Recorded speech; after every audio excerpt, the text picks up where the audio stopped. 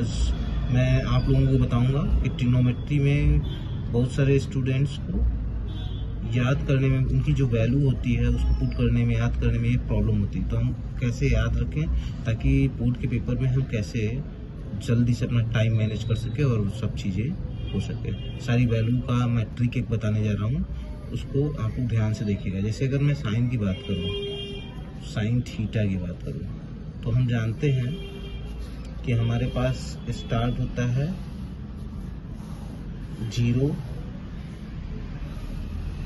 0 degree, उसके बाद आता है 30 degree, 45 degree, 60 degree and last one is 90 degree.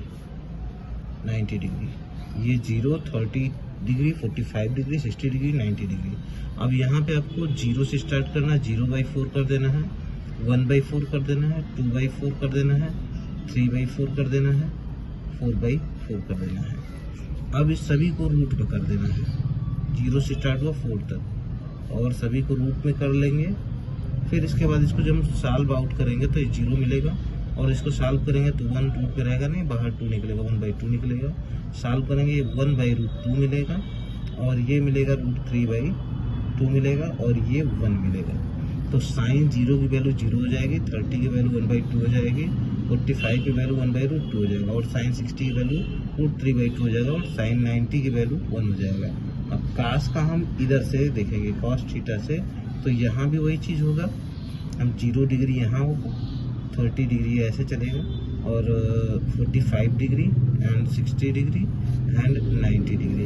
तो cos 0 की वैल्यू 1, cos 30 की वैल्यू इतना, और cos 45 की वैल्यू इतना। साइन और cos की दोनों वैल्यू सेम होती है 45 को, 60 की वैल्यू ये होगी और 90 की वैल्यू ये होगी। अब इसके बाद हम कर दिए, जब हमको साइन और cos का मिल गया तो हम किसी भी चीज़ का निकाल सकते हैं। जैसे अगर सपोज कर लीजिए मुझे tan 45 का निकालना है, tan 45 डिग्री की वैल्यू क्या होगी मुझे नहीं पता, तो इस कंडीशन में मुझे याद होना चाहिए कि sine theta tan theta is equal to क्या होता है। तो साइन थीटा अपन में cos थीटा होता है।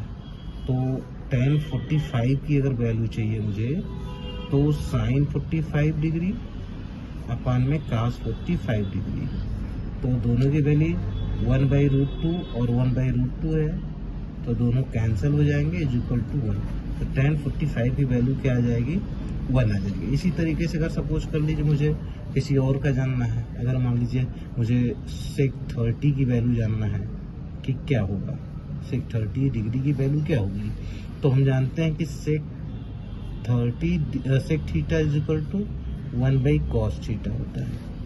ठीक, तो हम क्या करेंगे, sec 30 की वैल्यू जब हमको चाहिए, sec 30 की वैल्यू चाहिए, तो हम लिख सकते हैं इसको 1/cos 30 डिग्री।